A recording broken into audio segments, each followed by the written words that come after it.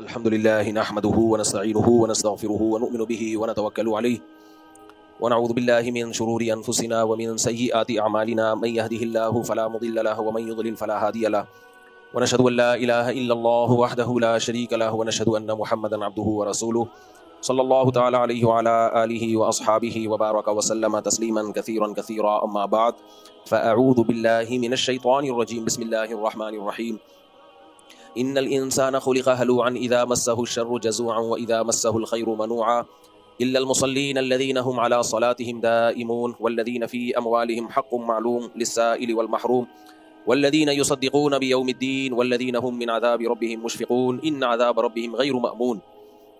سورہ معارج کی آیات تھیں جو رمضان سے پہلے جن پر درس چل رہا تھا، آج سے انشاءاللہ اس کو یہیں سے شروع کرتے ہیں۔ اللہ تعالیٰ نے جو لوگ بھی اللہ کے دین پر نہیں چلتے، اللہ کی ہدایات کو فالو نہیں کرتے، ان میں ایک بہت بڑا فالٹ ہوتا ہے۔ اس فالٹ کو اللہ نے ان آیتوں میں ہائی لائٹ کیا ہے۔ وہ فالٹ کیا ہے؟ ان الانسان خلق ہلوعا، فرمایا انسان جلد باز ہے۔ اذا مسہ الشر جزوعا، جب کوئی مصیبت پہنچتی ہے تو بے صبرا ہو جاتا ہے۔ واذا مسہ الخیر منوعا، اور جب خوشیاں آتی ہیں، پیسہ آتا ہے، دولت آتی ہے، تو روکنے لگتا ہے اپنے ہاتھ کو، یعنی اترانے لگتا ہے اور کنجوسی کرنا شروع کر دیتا ہے کہ چلا نہ جائے کہیں میرے ہاتھ سے یہ۔ حالانکہ یہ دونوں خصلتیں ان لوگوں پہ سوٹ کرتی ہیں جو خدا کو نہیں مانتے۔ جو خدا کو نہیں مانتے نا، ان میں تو یہ چیز، یہ ایتھیسٹ لوگوں میں ایسا ہو سکتا ہے، ہونا چاہیے، کیونکہ وہ ہر چیز کو اسباب کے ساتھ جوڑتے ہیں۔ وہ کہتے ہیں بھائی اللہ کچھ کوئی بھی نہیں، لہذا جب کوئی دولت آئے گی ان کے پاس تو وہ اس کو روکیں گے اس خوف سے کہ خرچ کرنے سے ختم ہوتی ہے، اور جب ان کے پاس کوئی غم آئے، کوئی پریشانی آئے، کوئی مصیبت آئے تو دل برداشتہ ہوں گے، کیونکہ وہ نہیں سمجھتے کہ اب یہ غم ہم سے دور ہو سکتا ہے۔ آج دنیا جتنی پریشانیوں میں مبتلا ہے، جتنی ٹینشنیں ہیں، ان کی بیس یہی ہے۔ یعنی خوشی آنے کے بعد بھی خوش نہیں ہوتے کہ یار چھن نہ جائے یہ خوشی، اور غم آنے کے بعد تو ویسی ٹینشن میں ہوتے ہیں کہ یہ کیا ہے، غم ہے۔ ان آیتوں پہ تو میں کئی ہفتے مسلسل درس دے چکا ہوں، اب تو میں تھوڑا تمہید کے طور پر تھوڑا سبق تازہ ہو جائے نا آپ لوگوں کا، اور یہ مضمون اتنا اہم ہے کہ دل چاہتا ہے بار بار اسی ٹاپک پر ہی بیان کرتا رہوں۔ ہمارے حضرت فرمایا کرتے تھے کچھ چیزیں ایسی ہیں کہ کرائٹیریا ہوتی ہیں، وہ معیار ہوتی ہیں کسی کی دینداری کو ناپنے کے لیے، تھرمامیٹر کا کام دیتی ہیں وہ۔ آپ نے کسی کے ماتھے پہ ہاتھ رکھا، بعض دفعہ وہ ماتھا دھوپ سے گرم ہو جاتا ہے تو آپ کو دھوکا ہو سکتا ہے کہ شاید اس کو بخار ہے، حالانکہ وہ بخار نہیں ہوتا، وہ توے پہ بیٹھ کے آیا ہوتا ہے۔ لیکن جب تھرمامیٹر منہ میں لگاتے ہیں تھوڑی دیر میں اندازہ ہو جاتا ہے بھائی یہ اوپر سے گرم ہو رہا تھا، یہ واقعی گرم ہے، یہ اس کو بخار ہو رہا ہے، تو تھرمامیٹر سے پتہ چلے گا کہ یہ اندر سے بخار ہے یا نہیں ہے، یہ اندر سے گرم ہے یا نہیں ہے۔ ایسے ہی کچھ چیزیں ایسی ہیں کہ آپ کا اللہ پہ واقعی سچی مچی میں یقین ہے یا نہیں ہے، یا ڈرامے بازی چل رہی ہے، دین کے نام پہ ایک گیٹ اپ بنایا ہوا ہے دین کا، تو اس کا ایسے پتہ چلتا ہے کہ غموں میں آپ حواس باختہ ہو جاتے ہو یا کنٹرول میں رہتے ہو، اور خوشیوں میں آپ اترانے لگتے ہو یا کنٹرول میں رہتے ہو، آپ میں تواضع برقرار رہتی ہے، اترانے نہیں لگتے آپ، کنجوسی پہ نہیں اتر آتے آپ۔ جس کو کوئی غم پہنچے اور وہ حواس باختہ ہو جائے، جیسے پہلی دفعہ اسی کو دنیا میں کوئی غم پہنچا ہے، باقی تو کبھی دنیا میں کسی کو کوئی غم پہنچا ہے ہی نہیں، حواس باختہ ہو جائے تو یہ اس کی علامت ہے کہ اس کا اللہ پر ایمان نہیں ہے، یہ صرف کہنے کی حد تک ہے۔ دیکھو اللہ تعالیٰ نے نا یہ جو تقدیر کا عقیدہ ہمیں بتایا ہے، ہمارے ایک بہت قریبی دوست ہیں جامعہ رشید میں، ان کے ایک بیٹے کا انتقال ہو گیا پرسوں، اور پانی میں بچے تیر رہے تھے تو ڈوب کے انتقال ہو گیا۔ اب اس کی ڈیٹیل میں نہیں جاتا کیا ہوا کیسے ہوا، بہرحال جو ہونا تھا وہ ہو گیا۔ 8-9 سال کا بچہ، آپ تصور کر لو کیا انسان کے رونگٹے کھڑے ہو جاتے ہیں کھیلتا، اور عید کے اگلے دن، عید پہ بچے نے تصویریں کھنچائی ہیں خوبصورت نماز پڑھتے ہوئے، جیسے 7-8 سال کے بچوں کی مائیں تصویریں لے رہی ہوتی ہیں نا عید پہ تیار کر کے، تو بچہ بھی ماشاءاللہ بڑا خوبصورت نماز پڑھتے ہوئے اور دعائیں مانگتے ہوئے، اس کی ماں نے تصویریں لی ہوئی ہیں، باپ نے لی ہوئی ہیں، اور اگلے دن یہ حادثہ ہو جاتا ہے، بچوں کے ساتھ کزنوں کے ساتھ کھیلتے ہوئے ڈوب کے انتقال ہو جاتا ہے۔ اور وہ انتقال بھی گورنمنٹ کی غفلت، کیونکہ وہاں قریب میں پانی کھڑا ہوا ہے، کئی دفعہ حکومت کو کمپلین بھی کی ہے احسان آباد میں، یہ پانی کھڑا ہوا ہے، اس میں بچے تیسری موت ہوئی ہے ایک بچے کی ہے، پہلے 2 بچے اس میں مر چکے ہیں، اور وہ پانی اتنا زیادہ ہے کہ وہ عوام کے بس کا نہیں ہے، لیکن حکومتیں آپ کو پتہ ہے کہاں ذمہ داریاں پوری کرتی ہیں۔ تو ہم ملنے کے لیے گئے، اتنا صبر اتنا صبر اتنا صبر، گھر والے ان کی والدہ سے ملے، بچے کی والدہ سے، ماں نے بھی صبر، باپ نے بھی صبر، کیا سوچ کے صبر، ما قدر اللہ، جو مقدر تھا ہو گیا۔ تو پھر مجھے خود میں گیا ہوں تعزیت کے لیے، تسلی دینے کے لیے، تو الٹا مجھے تسلیاں دے رہے ہیں، کہہ رہے ہیں بھائی دیکھو یہ بڑا ہو جاتا پتہ نہیں فرما بردار نکلتا یا نافرمان، جنتی ہوتا یا جہنمی، ہمیں کیا پتا، ابھی تو نابالغ بچہ ہے جس کے بارے میں کیا ہے بھائی، جنتی مسلمان کے بچے کہاں جاتے ہیں؟ نابالغ بچے کا تو کوئی گناہ نہیں ہوتا نا. پھر کہنے لگے کہ ہمیں اس کی موت کا فوراً پتہ چل گیا، اگر گم ہو جاتا کتنے سال ہم روتے رہتے انتظار میں، گیا کہاں. اب کوئی عام آدمی بیٹھا ہو نا تو وہ ان کو بے وقوف کہنا شروع کر دے کہ یار دیکھو بچے کی موت ہوئی ہے اور کیسی الٹی باتیں کر رہے ہیں. اچھا پھر کہنے لگے تیسری بات یہ، اگر بیمار ہوتا ہمارا علاج پہ معلوم نہیں کتنا خرچہ ہو جاتا، طویل عرصے بیمار ہو کے موت واقع ہوتی تو ہم کتنا، ہماری جائیدادیں ختم ہو جاتی اور کتنا وقت صرف ہو جاتا، تو موت بھی اچانک واقع ہو گئی. اس بیماری کے ٹینشنوں سے بھی اللہ نے بچا لیا. اور بچہ ضائع تو ہوتا نہیں ہے مسلمان کا. حدیث میں کیا ہے بھائی، یہ بچے آخرت میں ذخیرہ ہیں. نبی صلی اللہ علیہ وسلم نے کیا دعا سکھائی ہے جنازے میں بچوں کے لیے؟ اللہم اجعلہ لنا اجرا وذخرا اللہم اجعلہ لنا شافعا ومشفعا، کہ اللہ اس کو ہمارے لیے ذخیرہ آخرت بنا، اس کو ہمارا سفارشی بنا، اور اس کی سفارش ہمارے حق میں قبول بھی کر لینا. تو کہہ رہے ہمارے اعمال تو اس قابل پتہ نہیں ہے کہ نہیں ہم جنت میں چلے جائیں، تو ایک سفارشی بھی ہو گیا ہمارے لیے آخرت میں. میں یہ سوچ رہا تھا کہ اگر کوئی لبرل سیکولر آدمی بیٹھا ہو نا تو وہ کہے گا یہ پرلے درجے کے بے وقوف ہیں، یہ دیکھو کیسی باتیں کر رہے ہیں. باتیں تو ابھی یہ ہونی چاہیے کہ ہمیں یہ کرنا چاہیے تھا، ہمیں یہ کرنا چاہیے تھا، ہم نے یہ کیوں نہیں کیا، ہم نے یہ کیوں نہیں کیا. اور یہ باتیں کیا کر رہے ہیں؟ یعنی یہ گویا خوش ہو رہے ہیں کہ بالکل صحیح ہو گیا کہ مر گیا، اچھا ہی ہو گیا کہ مر گیا. حالانکہ ایسا نہیں ہے بھائی، چونکہ وہ عالم تھے، ان کو پتا ہے کہ شریعت نے کس موقع پہ ہمیں کیا ہدایات دی ہیں. مرنے سے پہلے بچاؤ کی ساری تدبیریں اختیار کرو. اسی طرح کسی حادثے سے کوئی مر گیا، آئندہ کے لیے احتیاط کرو کہ دوبارہ کوئی ایسا حادثہ نہیں ہونا چاہیے. یہ سارے کام کرو. لیکن جو کام ہو گیا ہے اس میں اسلام کیا کہتا ہے؟ اس میں اسلام کہتا ہے جو ہو گیا تو نبی نے فرمایا کہ لو کا جو لفظ ہے، اگر یہ کر لیتا تو یوں ہوتا، اگر یوں کرتا تو یوں ہوتا. آپ نے فرمایا یہ اگر کا لفظ شیطان کا لفظ ہے. یہ لیجعل اللہ ذلک حسرۃ فی قلوبہم، اللہ نافرمانوں کو یہ سب کہنے کی توفیق دیتا ہے اگر ہم یوں کر لیتے تو یوں ہو جاتا، یوں کر لیتے تو یوں. اللہ کہتے ہیں اس لیے تاکہ ان کا غم اور زیادہ بڑھے. جو ہونا تھا وہ تو ہو گیا، یہ سوچ سوچ کے غمزدہ ہوتے رہے. قرآن کے الفاظ دیکھو کیا ہے. قرآن کہتا ہے یا ایھا الذین آمنوا لا تکونوا کالذین کفروا وقالوا لاخوانہم اذا ضربوا فی الارض او كانوا غزا لو كانوا عندنا ما ماتوا وما قتلوا. اے ایمان والو کافروں کی طرح باتیں نہ کیا کرو. کافر لوگ جب میدان جنگ میں نکلتے ہیں یا کہیں سفر میں نکلتے ہیں اور مر جاتے ہیں تو پیچھے لوگ کیا کہتے ہیں؟ کاش نہ نکلتا تو نہ مرتا، کاش یہ جنگ میں نہ جاتا تو قتل نہ ہوتا، کاش سفر میں نہ جاتا تو جہاز کریش نہ ہوتا، کاش ٹرین میں نہ جاتا ٹرین کا ایکسیڈنٹ نہ ہوتا، کاش بس میں نہ بیٹھتا بس کھائی میں نہیں گرتی، کاش ٹیکسی میں نہ بیٹھتا آگے ایکسیڈنٹ نہ ہوتا، کاش یہ ہوتا کاش یہ ہوتا. اللہ کہتے ہیں یہ باتیں کون کرتا ہے؟ بولو نا کیا ہو گیا؟ مسلمان کرتے ہیں نا؟ اللہ کہتے ہیں کافر کرتے ہیں، ان کو کرنے دو. یہ باتیں کس پہ سوٹ کرتی ہیں؟ کافروں کو پشتو میں کہتے ہیں کافر کا بچہ. یہ کس پہ سوٹ کرتی ہیں باتیں؟ کافر کے بچے. مسلمان پہ یہ بات سوٹ نہیں کرتی. مسلمان پہ کیا بات سوٹ کرتی ہے؟ قرآن کہتا ہے، مسلمان کہتا ہے واللہ یحیی و یمیت. بھائی موت زندگی کس کے ہاتھ میں ہے؟ اللہ کے ہاتھ میں. جب اللہ نے مارنا ہوتا ہے تو ٹرین کو بھی ٹکر دلوا دیتا ہے، کھائیوں میں بھی گرا دیتا ہے، بچے ڈوب بھی جاتے ہیں، کرنٹ بھی لگتے ہیں، سب کچھ ہوتا ہے. ہاں اس کا یہ مطلب نہیں کہ آئندہ بھی کروائیں آپ یہ سارے کام. احتیاط تو بہرحال شریعت نے حکم دیا، اتنی احتیاط کا حکم دیا. آپ نے حکم دیا کہ رات کو چراغ گل کر دو، چراغ بجھا کے سو. اس لیے کہ اس بات کا امکان ہے کہ چوہا وہ چراغ گرا نہ دے. رات کو چوہے نکلتے ہیں نا، گرا دے گا آگ لگے گی گھر میں. تو احتیاطیں تو بہت زیادہ حکم دیا. ایک صحابی بیٹھے ایسے کنکر نہیں، ہم کنکر پھینک رہے ہوتے ہیں مذاق میں، آپ نے فرمایا یہ کسی کی آنکھ پھوڑ سکتا ہے یہ کنکر، اس سے کوئی فائدہ نہیں ہے، ایسی لغو کام مت کرو. احتیاط کا تو بہت حکم دیا. لیکن جب کوئی کام ہو گیا تو قرآن کیا کہتا ہے؟ کافر کہے گا کہ یوں ہوتا تو یوں نہ ہوتا، یوں ہوتا تو یوں نہ ہوتا، اور روتا رہے گا کاش یہ کرتا کاش یہ کرتا. لیجعل اللہ ذلک حسرۃ فی قلوبہم. اللہ کہتے ہیں یہ اس لیے کہ ان کے دلوں میں غم حسرت بن جائے.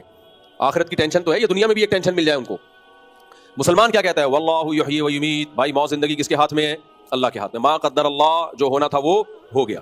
تو میں جب کل تعزیت کے لیے گیا نا ان کے پاس تو وہ بتا رہے ہیں مجھے کہ بھائی دیکھو اگر زندہ رہتا پتہ نہیں نافرمان نکلتا، اور ہمارے اعمال پتہ نہیں اس قابل ہیں یا نہیں ہے، یہ ہمارے لیے آخرت میں ذخیرہ بن جائے.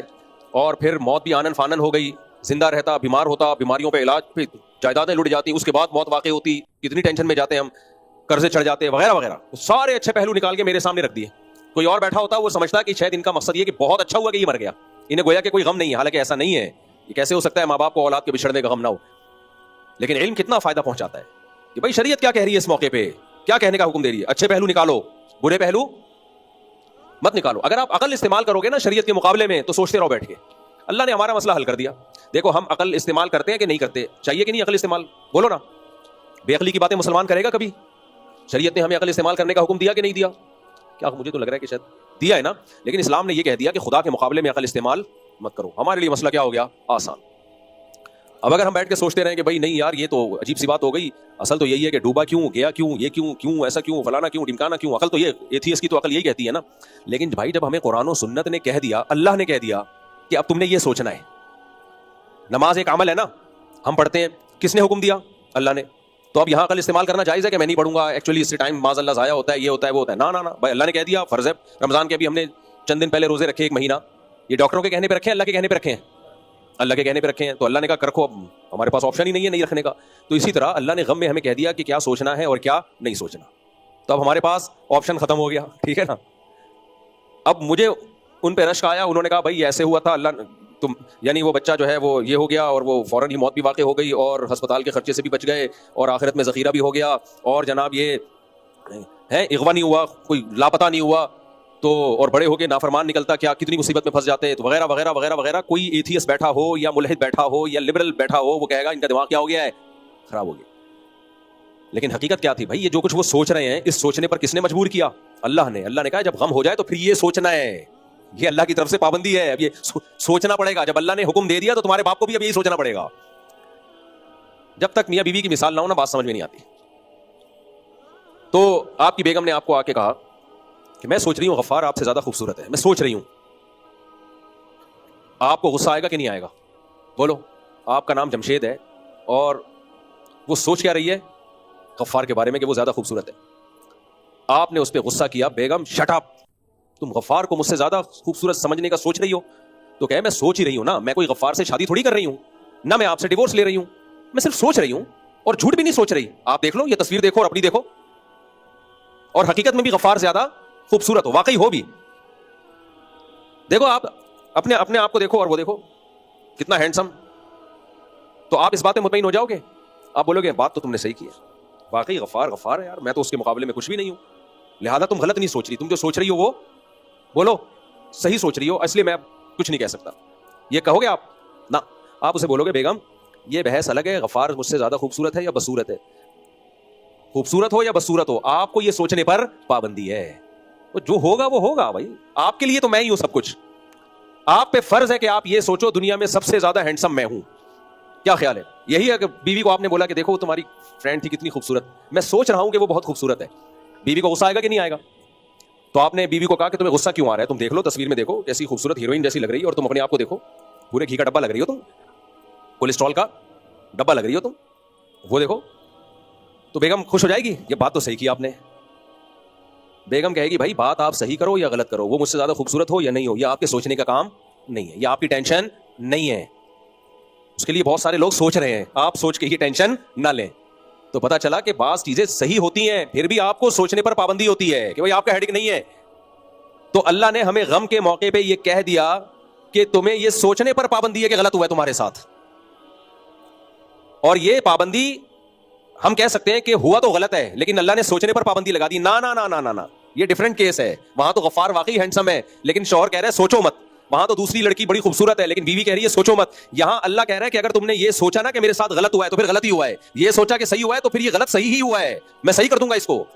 تم آخرت میں کہو کہ اللہ جو غم مجھے ملا وہ واقعی اچھا ہو گیا میرے ساتھ.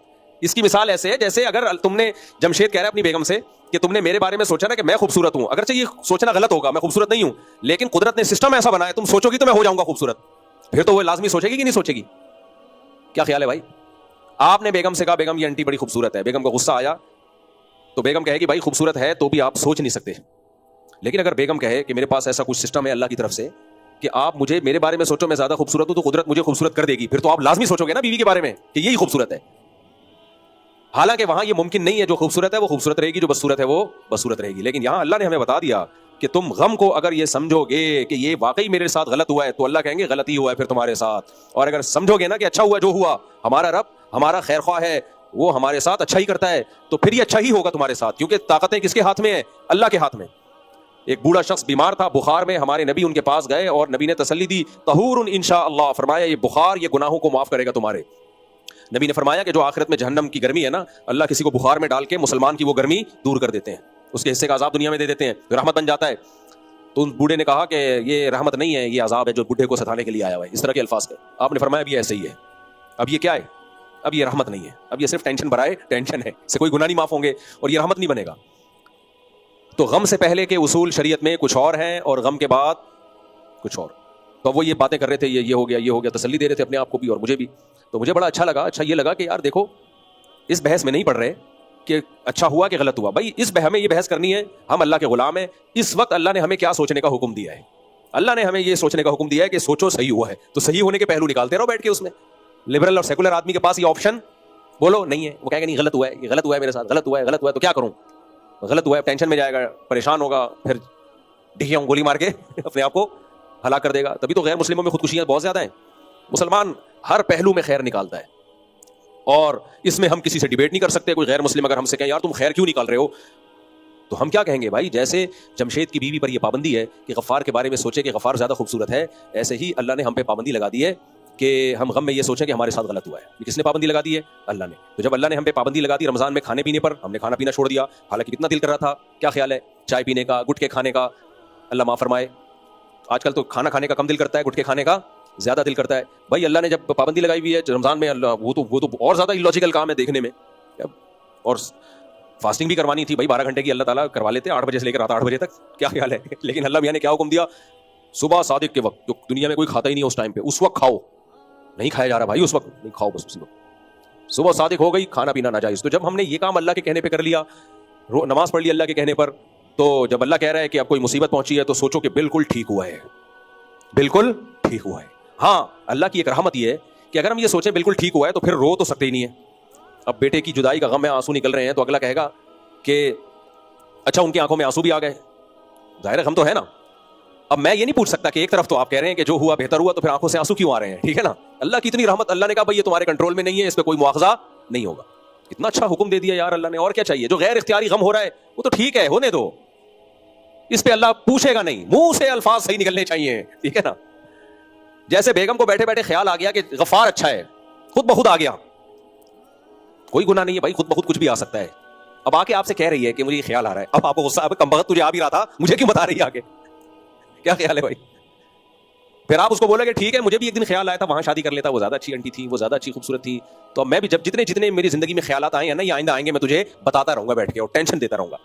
تو اللہ تعالیٰ نے نبی صلی اللہ علیہ وسلم کی نواسی کا جب انتقال ہوا تو آپ کی آنکھوں سے آنسو, آپ نے فرمایا کہ دل غمزدہ ہے, حدیث کا مفہوم پیش کر رہا ہوں, اور آنکھوں سے آنسو ہیں, لیکن زبان وہ کہے گی جس پہ ہمارا رب راضی ہوگا, زبان وہ کہے گی. تو اس لیے غموں میں انسان کا پتہ چلتا ہے بھائی کتنا دین ہے, کتنا دین اندر کیا ہے. جو غم اور خوشی, یہ دو چیزیں ایسی ہیں, اندر کا انسان نکل کے باہر آ جاتا ہے. اللہ سے دعا مانگو, ہم کمزور ہیں, اللہ ہمیں غم نہ دے, مصیبتیں نہ دے, اللہ ہمیں پریشانیوں سے اللہ تعالیٰ ہم سب کو بچائے. ہم کمزور لوگ ہیں, ہر ایک کا ایسا حوصلہ نہیں ہوتا جیسے ان کا حوصلہ ہے کہ بچے کی موت پہ اتنا صبر کیا انہوں نے, ماں نے بھی باپ نے بھی. تو ہر ایک کا حوصلہ نہیں ہوتا, اللہ سے عافیت مانگنی چاہیے. لیکن اللہ نہ کرے کوئی غم آ جائے تو بھائی غلط سوچنے پر اللہ نے ہم پر پابندی, اور اللہ کے ہم پر بہت احسان ہو گیا کہ اللہ نے غلط سوچنے پر پابندی لگا دی. اللہ نے کہا تم صحیح سوچو گے, بالکل صحیح ہوا ہے, ٹھیک ہے نا, اسی میں خیر ہے, اسی میں خیر ہے تمہاری. تو یہ جو اللہ کو مانتے ہیں ان کے لیے مسئلہ آسان ہو گیا. کہیں گے بھائی اللہ نے حکم دیا, اب اللہ کے حکم کے آگے تو ہم کچھ کر نہیں سکتے. جیسے یعقوب علیہ السلام کا بیٹا گم گیا تو کیا کہتے رہے آخر تک, اعلم من اللہ ما لا تعلمون. تو یہ ایک دینداری کا نا بہت بڑا معیار ہے. تو اس لیے میرے بھائی اللہ چاہتے ہیں غم صرف ایک ہی ہو, کون سا؟ آخرت. اس کے علاوہ غم فری زندگی ہونی چاہیے انسان کی, جو ہوتی نہیں ہے, کچھ نہ کچھ پریشانی آتی ہیں, صبر کرنا ہے, لیکن جو پالنا ہے نا غم, وہ اللہ نے ان آیتوں میں بیان کر دیا. فرمایا کہ یہ لوگ کیا ہیں, ان الانسان خلق هلوعا اذا مسه الشر جزوعا واذا مسه الخير منوعا الا المصلين الذين هم على صلاتهم دائمون والذين هم لفروجهم سے پہلے والی آیت میں کیا تھا کہ والذين هم من عذاب ربهم مشفقون, کہ یہ ڈرتے صرف ایک چیز سے ہیں, وہ آخرت کے عذاب سے. نبی صلی اللہ علیہ وسلم نے فرمایا جس نے ایک فکر بنا لی نا کہ میرا اصل ہدف کیا ہے, آخرت, اصل ہدف وہ ہے, تو آپ صلی اللہ علیہ وسلم نے فرمایا اللہ اس کی ساری فکروں کو سمیٹ دے گا. اور جس نے ایک آخرت کی فکر کو فکر نہیں بنایا, اس کی فکریں بکھیر دے گا اللہ تعالیٰ. اتنی ٹینشنیں ہوں گی نا اس کے اوپر, اتنی پریشانیاں, اتنی ٹینشنیں, اسے پتہ ہی نہیں چلے گا کہ میرا اصل کامیابی کہتے کس کو ہے, اس کو یہی نہیں پتہ چلے گا.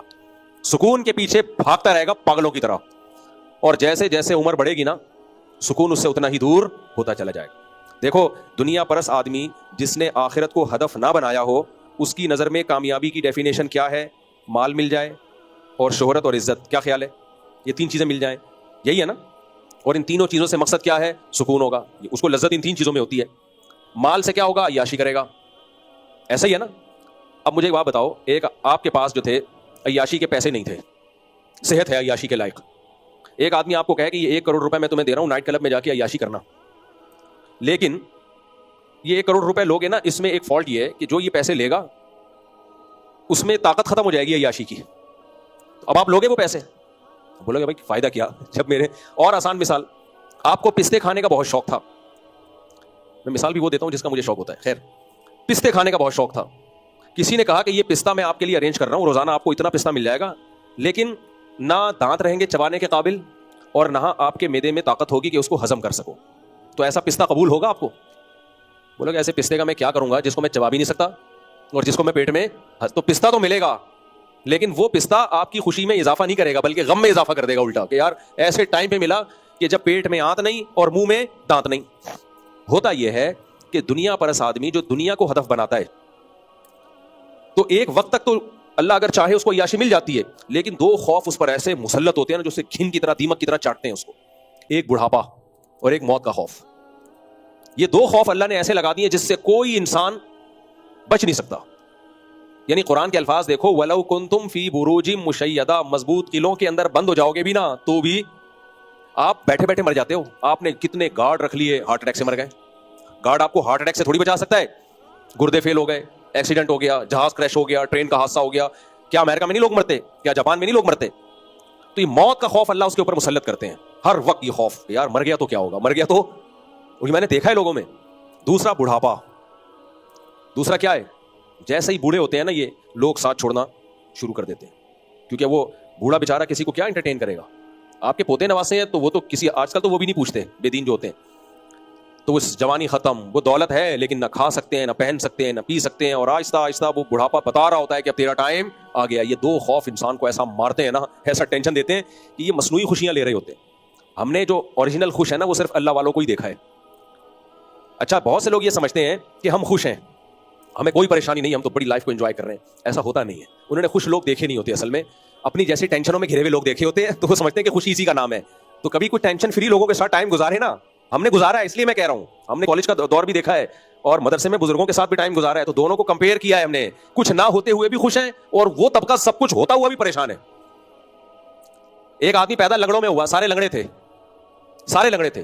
اب اسے کوئی بیان کر رہا ہے کہ بھائی ٹانگ لگوا لے, بڑا فائدہ ہوتا ہے, بھاگتا ہے, دوڑتا ہے اور چلتا ہے, بڑا فائدہ. وہ کہے کیا ہو, میں تو بالکل نارمل ہوں.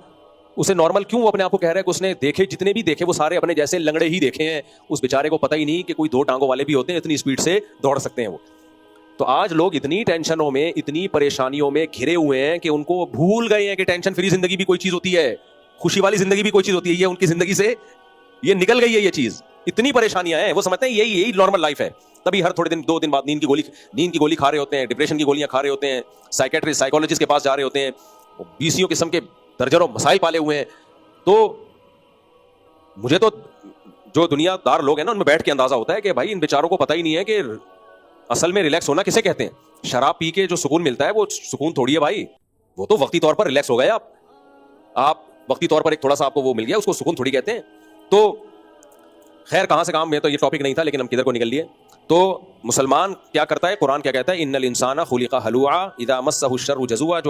جو صحیح مسلمان نہیں ہے, جس کا اللہ پہ ایمان نہیں ہے, وہ کامیاب لائف گزار ہی نہیں سکتا. جب اسے غم ہوتا ہے ڈپریشن میں جاتا ہے, اور خوشی ہوتی ہے تو اترانے لگتا ہے. دیکھا ہے آپ نے ابھی بھی بہت سے لوگ جن کو خوشی بھی دوسروں کو نیچا دکھانا شروع کر دیتے ہیں. مشہور ہے نا کہ جب نئی دولت آتی ہے تو انسان اوقات سے باہر نکل جاتا ہے. ایک انڈین شاعرہ ہے, اس کا بڑا اچھا شعر ہے, اکثر میں سناتا رہتا ہوں کہ جو خاندانی رئیس ہیں وہ مزاج رکھتے ہیں نرم اپنا. تمہاری دولت بتا رہی ہے, تمہارا لہجہ بتا رہا ہے تمہاری دولت نہیں ہے, تمہارا اسٹائل بتا رہا ہے ابھی نیا پیسہ ہے تمہارے پاس, اپنی اوقات بھول گئے ہو. جو ہمیشہ سے دولت مند ہوتے ہیں نا وہ ایسے نہیں ہوتے کہ وہ بہت زیادہ اپنی دولت کی نمائش کی کوشش کریں. خیر, تو اللہ تعالیٰ نے قرآن میں کیا فرمایا, انسان جلد باز ہے, جب کوئی مصیبت پہنچتی ہے تو بے صبر ہو جاتا ہے. دیکھو غم کی یہ جو, میں بھی کچھ لوگوں کو سائیکیٹرسٹ یا سائیکالوجسٹ کے پاس جانے کا مشورہ دیتا ہوں, حالانکہ وہ دیندار ہوتے ہیں. آپ کی نا بے سکونی کی 2 وجہیں ہوتی ہیں. ایک وجہ تو نیچرل ہے, وہ سب کو ہو سکتی ہے, آپ کی نیند ہی نہیں ہوئی. آپ کتنے بھی خوش مزاج ہو, اگر نیند ہی نہیں ہو رہی تو آپ ظاہر ٹینشن میں جاؤ گے. وہ تو چاہے نیک ہو برا ہو, وہ پریشانی ہوگی اس کو. یا بعض دفعہ دماغ کا کوئی کیمیکل ہی آگے پیچھے ہو گیا, موروثی بھی ہوتا ہے یہ. تو ایسے موقع پہ تو نیند کی گولی بھی کھا سکتا ہے انسان, ڈپریشن کی دوا بھی کھا سکتا ہے. یہ کوئی بے دینی کی بات نہیں ہے, یہ اس کی علامت نہیں کہ بندہ بے دین ہے. کیونکہ ظاہر ہے دماغ بھی ایک مادی چیز ہے نا, اس میں جو کیمیکل آؤٹ ہو گئے, اوپر نیچے ہو گئے, وہ تو سیٹنگ پہ ڈاکٹر لے کر آئے گا نا. اب کسی کا گھٹنا ٹوٹ گیا تو ڈاکٹر لا کے سیٹنگ پہ لائے گا نا, تو دماغ بھی الٹا سیدھا ہو گیا تو اس کو کون لے کر آئے گا سیٹنگ پہ؟ ڈاکٹر. وہ تو نیچرل ہے, وہ کسی کے ساتھ بھی ہو سکتا ہے. آپ مسلسل سفر کی وجہ سے تھکاوٹ ہے, آپ کی نیند نہیں ہو رہی, تو نیند کی گولی کھا لینے میں کوئی حرج نہیں ہو, تو ڈاکٹر کا ٹاپک ہے, ڈاکٹر بتائے گا. لیکن میں جنرلی ایک بات کر رہا ہوں, آج کل جو سائیکیٹرسٹ یا سائیکولوجسٹ کے پاس لوگ جا رہے ہیں نا, جن ٹینشنوں کی وجہ سے, وہ بے دینی کی وجہ سے ہیں. نیند کی گولیاں جو کھا رہے ہیں ان کا اصل علاج دین ہے. سمجھتے ہو کہ نہیں سمجھتے؟ وہ سفر کی تھکاوٹیں نہیں ہیں, وہ خامخواہ کی ڈپریشن ہے, کچھ بھی نہیں ہے پھر بھی ٹینشن میں ہے. اور اس ٹینشن کی بیس کیا ہے؟ دنیا کی محبت. غم میں یہ سوچتا نہیں ہے کہ یہ اللہ نے دیا ہے. بھائی اللہ کو مجھ پہ طاقت ہے, انا للہ و انا الیہ راجعون, ہم اللہ کے لیے اور ہم نے لوٹ کر کس کی طرف جانا ہے؟ اللہ کی طرف. جن چیزوں پہ غم ہونا چاہیے ان پہ تو ہو نہیں رہا.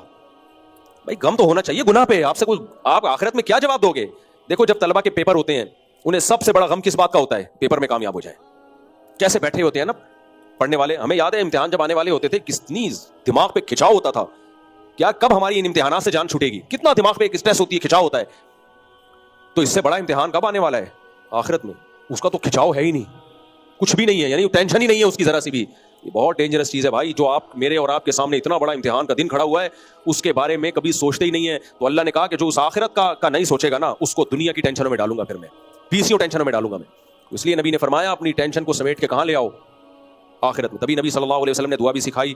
آپ نے فرمایا وَلَا تَجْعَلْ مُصِيبَتَنَا فِي دِينِنَا وَلَا تَجْعَلِ الدُّنْيَا أَكْبَرَ هَمِّنَا. اے اللہ اگر کوئی مصیبت ہمارے مقدر میں لکھی ہوئی بھی ہے تو ہمارے دین کو بچا لینا اس سے. اس مصیبت سے ہماری دنیا کا نقصان ہو جائے, دین کا نقصان نہ ہو. بعض مصیبتیں ایسی ہوتی ہیں آدمی دین سے ہی جاتا ہے, اس سے دین کا نقصان نہ ہو. اور وَلَا تَجْعَلِ الدُّنْيَا أَكْبَرَ هَمِّنَا, یہ بہت اہم دعا ہے. یہ دعا مانگا کریں, خود اس دعا سے ہی دل کی کافی اصلاح ہو جائے گی. ہمارے نبی نے جو ہمیں دعائیں سکھائی ہیں نا, وہ دعائیں مانگنے سے بھی کافی دل ٹھیک ہو جاتا ہے انسان کا. مناجات مقبولہ کے نام سے دعاؤں کی ایک کتاب ہے, انٹرنیٹ پہ بھی مل جائے گی, ڈاؤن لوڈ کر سکتے ہیں آپ, PDF فارم میں مل جائے گی. اور ویسے کتابوں کسی بھی کتاب لائبریری میں جائیں تو مل جاتی ہے وہ. اس میں کیا کیا ہے حضرت مولانا اشرف علی تھانوی رحمہ اللہ تعالیٰ نے قرآن و حدیث میں جتنی دعائیں ہیں نا, ان کو ایک چھوٹے سے کتابچے میں جمع کر دیا ہے. اب وہ تو بہت زیادہ ہو گئی ہیں, کیسے مانگے انسان روزانہ اتنی دعائیں؟ تو ان کو 7 حصوں میں ڈیوائڈ کر دیا ہے. سمجھ رہے ہو کہ نہیں سمجھ رہے؟ 7 حصوں میں ڈیوائڈ کر دیا ہے, اور اس کو آسانی کے لیے نام دے دیا ہفتے کے دن, اتوار کے دن, پیر کے دن, منگل کے دن, بدھ کے دن, جمعرات کے دن اور جمعے کے دن. تو 7 حصوں میں ڈیوائڈ ہونے سے وہ مختصر ہو گئی ہیں. تو اس سے فائدہ یہ ہوتا ہے کہ اگر آپ وہ خرید لیں یا ڈاؤن لوڈ کر لیں تو اس میں روز آنا آپ وہ دعائیں مانگیں, ان کا ترجمے والی بھی مل جاتی ہے وہ. تو آپ جب وہ دعائیں مانگیں گے نا آپ کو, تو دعا سے ہی آپ کو لگے گا کہ میرا دل ٹھیک ہو رہا ہے. دیکھو جب کسی سے آپ منگوائیں نا کہ یہ مانگو, تو یہ احساس اس کے اندر پیدا ہوتا ہے تھوڑے دنوں میں کہ مانگنے کی چیز اصل میں یہ ہے, میں غلط چیز مانگتا رہا ہوں اب تک. فوکس تو مجھے اس چیز کو کرنا چاہیے.